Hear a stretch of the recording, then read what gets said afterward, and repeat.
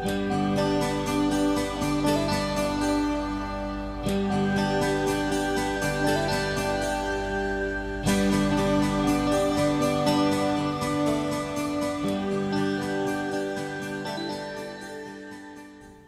I first came to Grand Rapids, one of the things that stood out to me was just the variety in this city. A variety of architecture, a variety of different eras of buildings, variety of people in tight neighborhoods. You can go from one street to the next and see different houses, different faces, different races. If you look at Grand Rapids history, it's absolutely a history of newcomers. You see waves and waves of, starting with Native Americans and different groups who came through this area, French fur traders, European immigrant groups, Germans, Italians, Dutch, African American migrations, and then more recently Hispanic, Sudanese, Bulgarian. People often think of cities like Chicago and New York and Boston as being the places where history actually happened. And cities like Grand Rapids are just either new or not really important. Every place has a story, and Grand Rapids has a unique story of its own based off of the people who've lived here, the businesses and industries that have come and gone, and all those things and people have had an impact on us because we live here. So the decisions that were made 100 years ago are impacting us to this very day. We like to, in the American narrative, kind of have a triumphalist view of that newcomers came, right? We have this immigrant story, and they come and they settle and they thrive.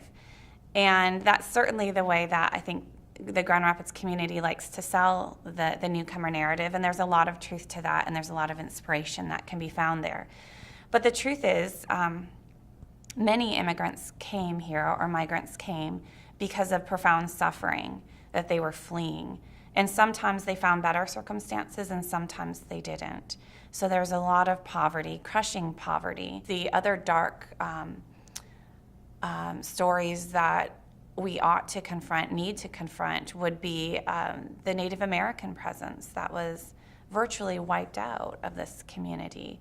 And it really isn't that long ago that this land was settled by Native Americans. Grand Rapids started out as a place where Native American tribes lived because of the river and the way that it was connected to the lake.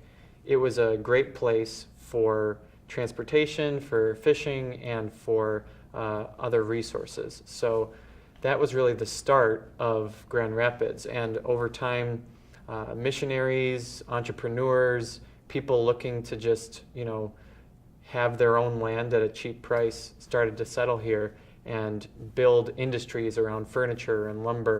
New students, I think, should know that they're a part of this tradition of newcomers, that they're not the outsider in any way. They're absolutely what makes Grand Rapids what it is. And I think it's easy as a newcomer to feel like an outsider, but to know that actually, no, you're at the very center of things. This is the history of Grand Rapids can be really helpful, and probably open you up to listen to everybody's stories, including the stories of those who seem like the old timers, that they too have histories, and that their history is worth hearing and might be more interesting than you think. Learning about where you live, the place that you're in, and the neighborhoods that you go through every day not only helps you understand, just kind of why things the way they are, but also I think it helps to build a stronger relationship, and it makes you care more about where you are. I think knowing the history of Grand Rapids in different neighborhoods, different places, can do so much to connect us to the place, to connect us to the city's past, and through that connect us to each other.